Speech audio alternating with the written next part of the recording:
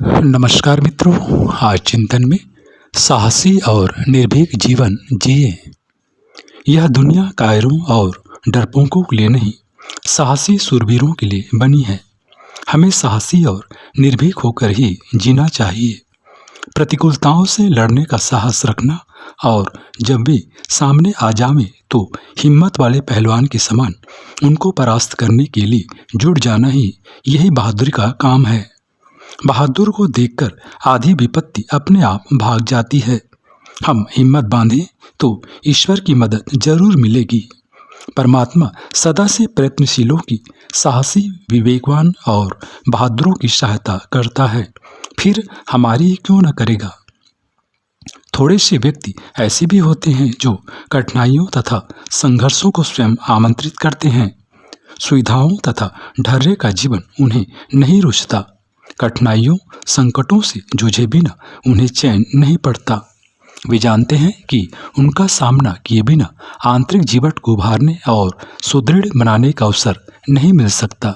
ऐसे व्यक्ति शूरवीर, साहसी, मनस्वी बनते हैं, स्वयं धन्य होते हैं और दूसरों को प्रेरणा प्रकाश देते हैं। साहस की धनी प्रतिभाएं जिधर भी चल पड़ती हैं, अपने एकाकी बलबूते पर चमत्कारी स्तर की सफलताएं अर्जित कर लेती हैं। उनके प्रचंड पुरुषार्थ के समक्ष प्रतिकूलताओं को भी नतमस्तक होना पड़ता है। मानवीय साहस एवं पुरुषार्थ के लिए कुछ भी असंभव नहीं है।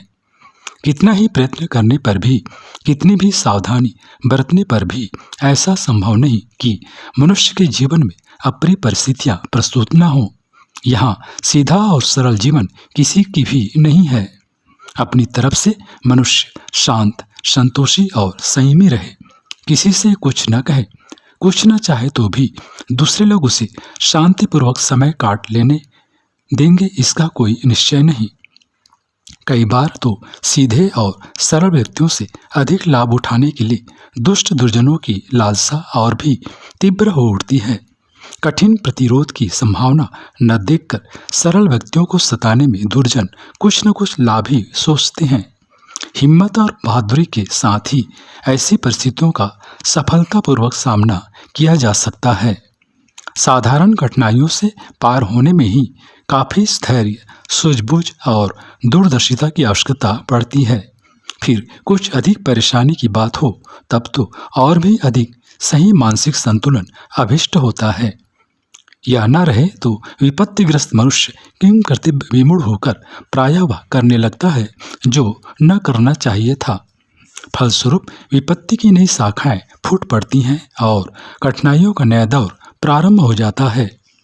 जब कभी ठंडे मस्तिष्क से विचार करने का अवसर आता है तब मनुष्य पछताता है और सोचता है कि आगत विपत्ति नहीं टल सकती थी तो कोई बात न थी। अपने मानसिक संतुलन को तो शौर्य एवं साहस द्वारा बचाया जा सकता था और जो परेशानियां अपनी भूलों के कारण सिर पर ओढ़ ली गईं, उनसे तो बचा ही जा सकता था।